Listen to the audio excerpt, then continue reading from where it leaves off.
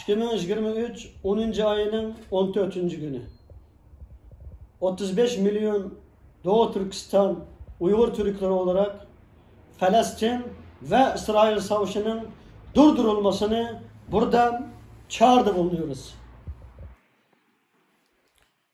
Filistin ve İsrail halkı Kızıl Çin'in oyununa gelmeyin. Filistin'de ve İsrail'de ölen kadın çocuklarının kan kısasını Kızıl Çin'den almak lazım. Neden? Çünkü aylar önce Filistin Cumhurbaşkanı Abbas Kızıl Çin Cumhurbaşkanı Xi Jinping'i ziyaret etti. Kapalı bir toplantısı oldu. Kızıl Çin Filistin'inki İsrail'e uğraması için 6 milyar dolar para verdi. Hem kendisininki sonuna kadar yanında olduğunu bahsettiler.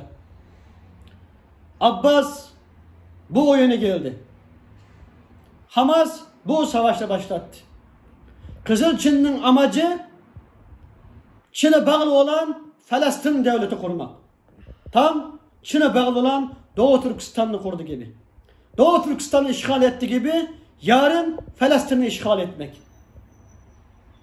Ey Müslümanlar, uyanın artık. Filistin'deki ve İsrail'deki bu savaşta kim kaybedecek? Hem Müslümanlar kaybedecek, hem Yahudiler kaybedecek. Müslümanlar, Yahudiler neden kaybedecek? Çünkü Kızıl Çin için Müslümanlar en büyük düşman. Yahudiler de en büyük düşman. Çin bir taşta iki kuş vuruyor.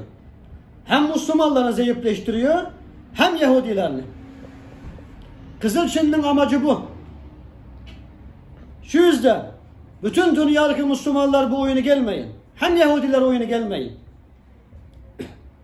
Filistin'e destek veren, hem İsrail'e destek veren bütün güçler, bütün devletleri bir olun, Kızıl Çin'li dünyadan yok edin. Bunun için Doğu Türkistanlılar olarak biz hazırız. Kızıl Çin neden bu savaşa başlattı? Hem İran'ı, Şialarını kandırdı. Filistin'de Şia devleti kuracağız. Biz destekçi olacağız diye. Hem Ehl-i Sünni Müslümanlarını kandırdı. Kızıl Çin'e inanmayın. Çok üzüldüm. Bazı Filistin vatandaşları Kızıl Çin komünist bayrağını götürüp Filistin bayrağıyla beraber eylem yaptılar. Kime karşı? İsrail'e karşı. 73 senedir Doğu Türkistan'da zulüm yapan, Doğu Türkistan İslam topraklarını işgal eden Kızıl Çin, Filistin'deki Müslümanlara nasıl yardım etsin? Doğu Türkistan'da Müslüman, Filistin'de Müslüman. Orası da İslam toprağı, burası da İslam toprağı. Nasıl bu Kızıl Çin'e güvendiniz? Deccal, kıyamet yakın geliyor. Burada kafirde bir yazı var. Ama insanlar onun arkadan gidiyor diyorlar. Bugünkü Deccal'ın Kızıl Çin olduğunu bilmiyor musunuz? Kendisini kafir olarak ilan eden, kafir olduğunu kabul eden, Kızıl Çin'in arkasından, tam Deccal'ın arkasından yürüyen kafirler gibi yürüyorsanız. Ey İslam ümmeti, ey Müslümanlar, Yahudilere, İsrail'e olan nefretten dolayı Kızıl Çin'in askeri olmayın. Kızıl Çin'in oyununa gelmeyin. Kızıl Çin'in ki Çin'e bağlı olan Filistin devleti kurmak için destekçi olmayın. Uyanın artık. Bütün dünyanın bir lideri ihtiyacı var. Bu savaşı durdurmak için. Kızıl Çin'in bu oyununu bitirmek için. İnşallah bunun için Türkiye devleti bunu başarabilecek akıl ve gücü vardır. Türkiye devletimiz bu Filistin, bu İsrail'e konusunda devletimiz en doğru çizgi içinde. Bunları barıştırmak, savaşı durdurmak. Biz de bunun için davet ediyoruz. Bana bu devlet aklı. Çünkü bu savaşı kaybeden hem Müslümanlar olacak, hem Yahudiler olacak. Kazanan Kızıl Çin olacak. Belki Türkiye devletimiz bunu hissettiler. Ama Türkiye'de bazı cemaatler, bazı hocalar Filistin'e destek vermek hem İsrail'e karşı cihad etmek için çağrıda bulundu. Ben de bir Müslümanım. Ben de 35 milyon Müslüman Uygur Türklerle beraber bu yoldayım. Kardeşim oyuna gelmeyin. Devlet akliyle yürüm. Türkiye Cumhurbaşkanı Recep Tayyip Erdoğan'ın yanlışını yanlış diyeceğiz. Doğrusunu doğru diyeceğiz. Ama burada Filistin ve İsrailiye konusunda hem Ukrayna ve Rusya konusunda en doğru yolda, en doğru çizgide olan Türkiye devletimizdir. Türkiye devletinin başındaki Recep Tayyip Erdoğan'dır. Taraf tutmadılar. Savaş durdurulsun, kallar hakmışsın dediler. Biz de aynı düşüncedeyiz, aynı yoldayız. Hem bunu destekliyoruz. Recep Tayyip Erdoğan'dan yanında olan Hüdapar olsun, Yeniden Refah Partisi olsun, cemaatler olsun. Sonuna kadar Recep Tayyip Erdoğan'ı destekleyin. Parmakını kopar. Ey kardeşlerim, sonuna kadar diyorum. Ama Türkiye devletinin ki Çinlerle olan ilişkisi, ticareti, bunu hiç desteklemiyoruz. Çünkü Çinlere güvenmek, Çinlerin parası kanmak bu doğru değildir. Kızılçın'ın baskısı tüpeyli. Türkiye'ye Uygur Türklerine desteklerin yeterli olmaması doğru değildir. Doğrunu doğru diyeceğiz, yanlışı yanlış diyeceğiz. Hem Filistin'deki ve İsrail'deki bu savaşın çıkmasına sebep olan Kızılçin'dir. Orada ölen suçsuz, mazlum kadın çocuklar. Bunun için aslında bütün İslam ümmeti birlikte hem Yahudilere, Filistin'e hem İsrail'e destek veren bütün güç bir olup Kızılçin'i bitirmesi lazım. Yıllar önce Kızılçin aynı oyunu başardılar. Ukrayna'da Ukrayna ve Rusya savaşını başlattı. Kazanan Kızılçin oldu kardeşlerim. Ukrayna kim? Rusya kim?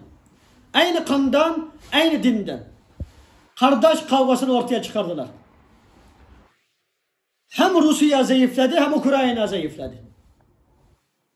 Ve Ukrayna'ya destek veren NATO hem Avrupa hem ABD'si zayıfladı. Kazanan güçlenen Çin oldu. Çin'in amacı hem Rusya'yı zayıfleştirmek hem Ukrayna destek veren devletleri zayıfleştirmek. Hem NATO'yu zayıfleştirmek. Bunu başardılar. Hem başarıyorlar. Ukrayna ve Rusya kardeşler bir olun. Savaşı durdurun. Kızılçin'e karşı savaşın. Hem Filistin hem İsrail'e bir olun, savaş durdurun. Kan dökülmesine izin vermiyoruz. Kızılçin'e karşı savaşın. Tam bu savaşta Çin kazanıyor. Ukrayna-Rusya savaşında Çin bir asker kaybetmeden, bir uçak kaybetmeden Rusya'nınki Çin'le sınır olan Aral'ını kendisinin yaptılar. Kendi hareketi içine aldılar. Ne? Dedi ki Putin bizi destek verin. Bunun için. Aral'ın yarısını verdi ama Çin bütün Aral'ını kendi hareketi içine soktu. Kim kazandı? Çin kazandı. Rusya bu oyuna geldi. Rusya anlasın. Ukrayna hem bütün NATO, bütün Avrupa, bütün Yahudiler, bütün Müslümanlar beni dinleyin. Bir olun.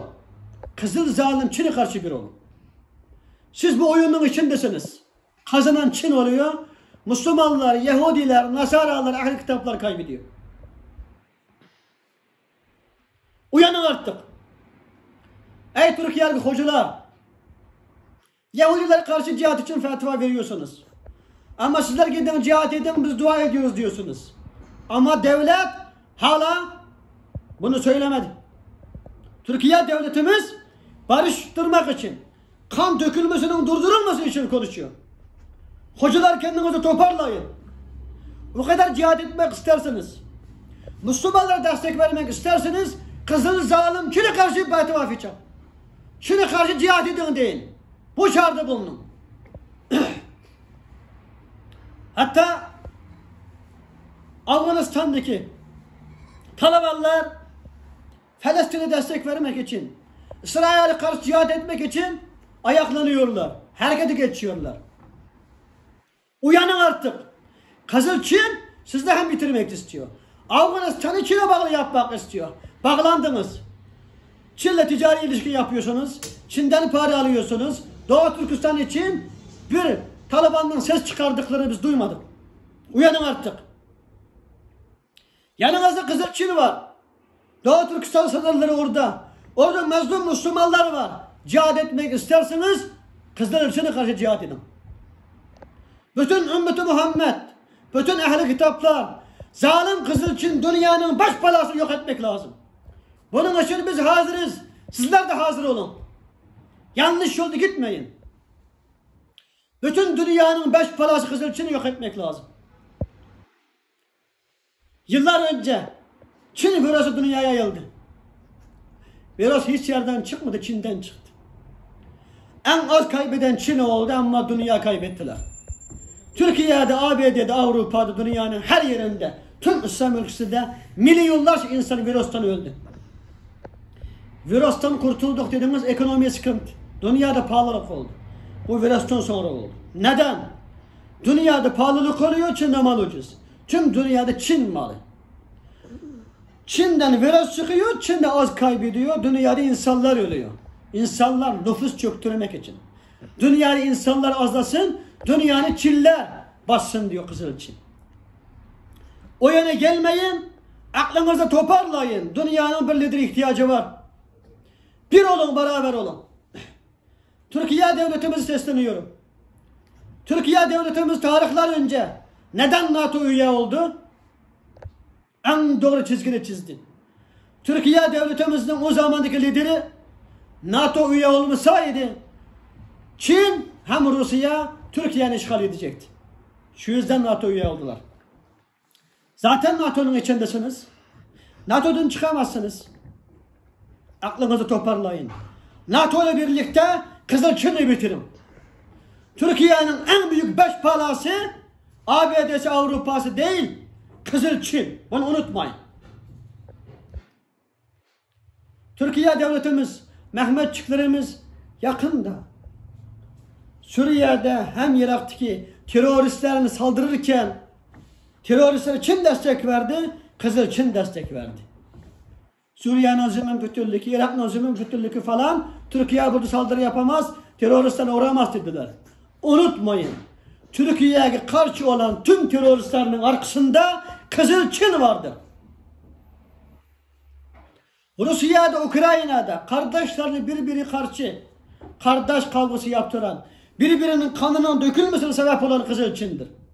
Filistin'de, İsrail'de birbirinin kanını dökmek için sebep olan Kızıl Çin'dir. Bunu hiç unutmayın. Irak'taki, Suriye'deki bütün kardeş kavgasına sebep olan Kızıl Çin'dir. Maalesef medyalar neden bunu vermiyorsunuz?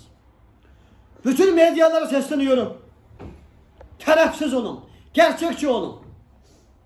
Kızıl Çin'den aldığınız paranız için Çin'in yaptığı yanlışlarını örtmeyin. Kızıl Çin'e karşı haberler yapın. Gerçeklerini yazın. Gazeteciler, hocalar gerçeklerini konuşun. En sonunda, sözümün sonunda bütün dünyadaki hocalarını uyarıyorum. Doğu Türkistan'ı yıllar önce hocalar Çin'in yazdıklarını